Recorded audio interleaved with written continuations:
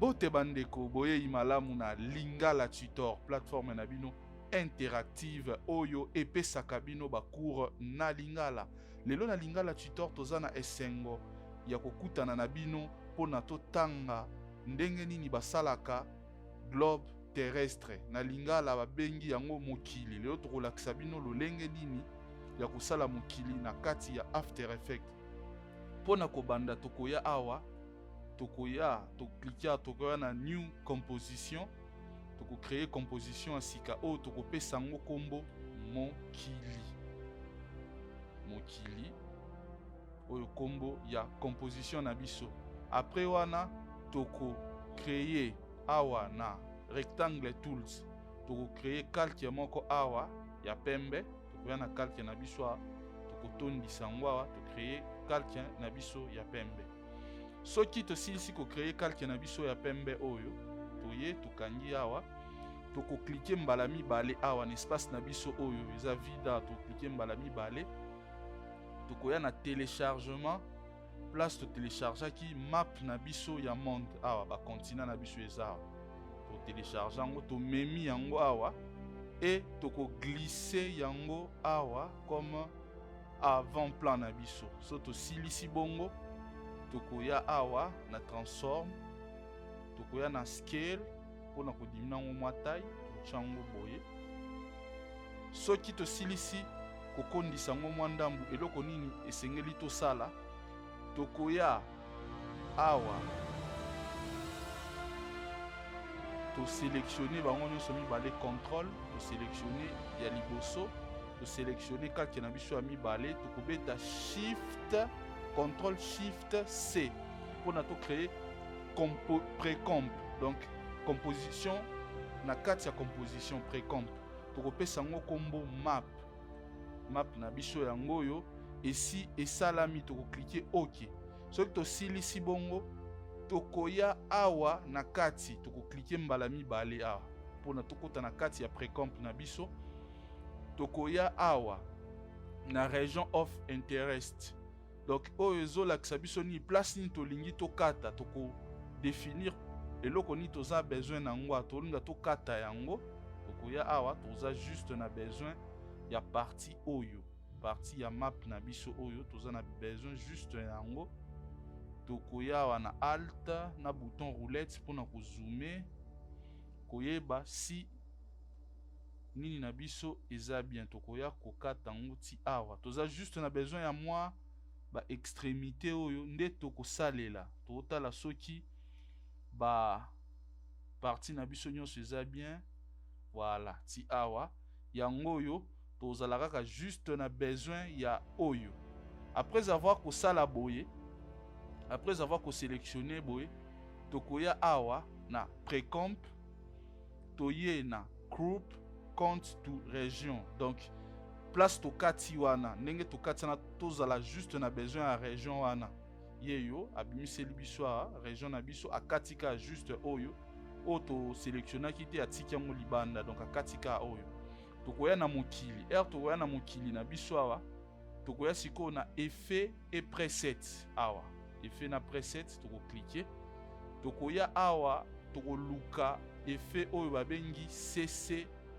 sphère yango CC sphère na biso tokozwaye to glisser automatiquement globe terrestre na biso esalami. Bozolanda nga na bokebi nyonso globe terrestre na biso esalami.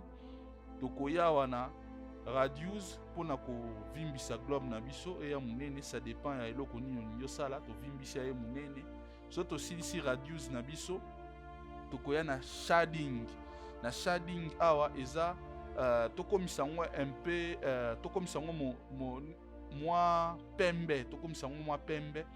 topesa ngo mwa aspect moko ki ya globe ba continent na biso to emonana. Tokoya tokocha awa tokosala tokocha 100 na ambient, tokocha ngo 100 na diffuse tokokitisa ngo na 00 na specular tokocha ngo pe 00. Bozolanda nga na bokebi soko za na bic na papier ozokoma ba réglage opona obosana te nga deja na kangango deja na mutu. Tokoya tomoni ke nani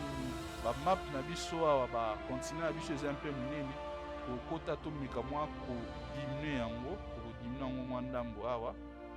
tokoya na transform toya na scale na dimine yango mwa ndambo mpona epesa yango mwa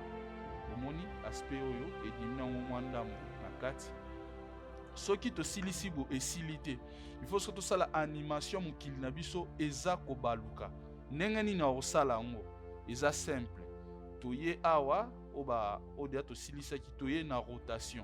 rotation afo siko to axe yango donc toya na axe ya liboso awa tokotia yango 5 na rotation na biso awa na axe ya liboso 5 mpona etengama mwa ndambo ezala lokola etelemi na na y pardon na y na biso nde tosalaka rotation ya mouvement tosala rotation na biso ya mouvement toya awa keyframe na biso ya liboso mpona tobanda animation tobi animation na biso eosala 5 secondes oyo eza exemple na opesa na ye na bar na nga awa na tiango ti na 5e seconde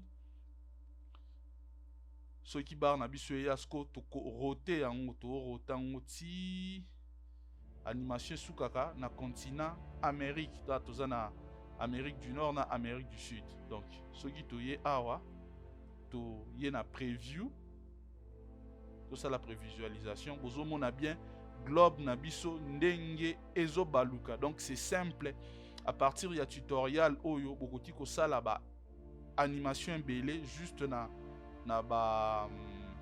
technique on lakisi bino bokosala ba animation ya biloko ebele bokosala bale bokosala biloko ebele mpona bato basalaka ba générique mpona ba journal télé bokoki koutiliser pe technique mpona osala globe terrestre na bino donc eza simple et facile à faire donc j'espère que bosepeli na tutoriel à lelo et bobosana te kosabone na page na biso ya YouTube toza wana Lingala Tutor bosabone bopartager yango bobosana te koactiver ba notification chaque fois mpona bozwa ba tutoriel ya sika ekosala biso vraiment plaisir ba commentaire na bino et puis ba partage na bino toza pe dispo na Facebook na Lingala Tutor bo partager bo s'abonner mpona bozwaka ba tutoriel ya sika soki boza na mituna bokoki kokomela biso na sepeli mingi ndenge to landaki cours ya lelo toko kutana mikolo mizali koya